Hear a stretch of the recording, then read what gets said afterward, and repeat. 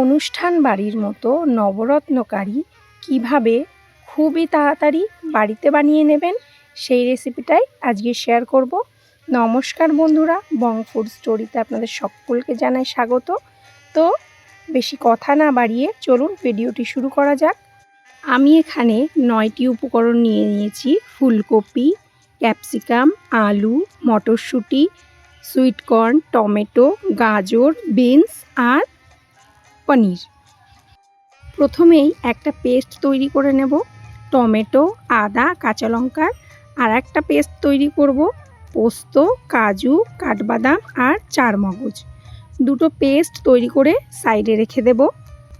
একটা কড়াইতে জল গরম করে তার মধ্যে দিয়ে দেব কেটে রাখা সবজিগুলো, দিয়ে ঢাকা চাপা দিয়ে 4 থেকে 5 মিনিট ফুটিয়ে নিয়ে নামিয়ে নেব ঠান্ডা জলের মধ্যে, তাতে সবজির কালারটা নষ্ট হবে না।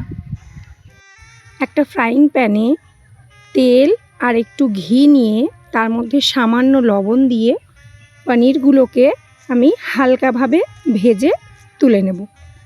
তারপর ওই তেলের মধ্যেই কাজু আর কিশমিশ ভেজে তুলে নেব। তারপর সেদ্ধ করা সবজিগুলো ওই তেলের মধ্যে দিয়ে কিছুক্ষণ ভেজে নেব, তাতে সবজির যে কাঁচা গন্ধটা সেটা চলে যাবে আর হালকাভাবে একটু ভাজাও হবে। সবজিগুলো আমাদের ভাজা হয়ে গেছে। কড়াইতে আবারও একটু তেল আর ঘি গরম করে গোটা গরম মশলা, একটা জয়িত্রী আর শুকনো লঙ্কা ফোড়ন দিয়ে একটু নেড়ে নিয়ে তার মধ্যে দিয়ে দেব টমেটো, কাঁচা লঙ্কা, আদার পেস্টটা। কিছুক্ষণ ভালোভাবে মিশিয়ে নিয়ে টমেটোর কাঁচা গন্ধটা যখন চলে যাবে আর মশলা থেকে যখন তেল ছেড়ে আসবে, সেই সময় দিয়ে দেব কাজু, চারমগজ, কাঠবাদাম আর পোস্তর পেস্ট। মশলাটা কিছুক্ষণ কষিয়ে নিয়ে মশলা থেকে তেল ছেড়ে আসলে দিয়ে দেব জিরে গুঁড়ো, ধনে গুঁড়ো, সামান্য গোলমরিচ গুঁড়ো আর গরম মশলা গুঁড়ো। আবারও ভালোভাবে কিছুক্ষণ কষিয়ে নেব। আর কষানোর সময় বারবার নাড়তে হবে, তা না হলে নিচ থেকে লেগে যাবে। তারপরে দিয়ে দেব আমাদের ভেজে রাখা সবজিগুলো দিয়ে আবারও কিছুক্ষণ ভালোভাবে মিশিয়ে নেব।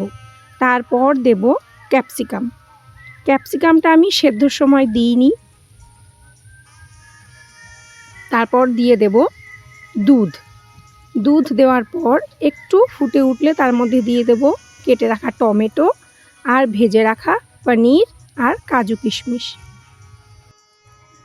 তারপর ঢাকা চাপা দিয়ে রেখে দেব 5 থেকে 7 মিনিট। অবশ্যই গ্যাসের ফ্লেমটা মিডিয়াম টু লোয়ে রাখতে হবে।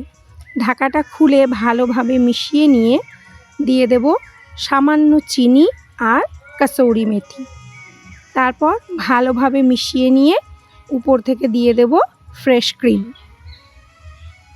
ফ্রেশ ক্রিম দিয়ে ভালোভাবে মিশিয়ে নিলেই রেডি আমাদের নবরত্ন কারি।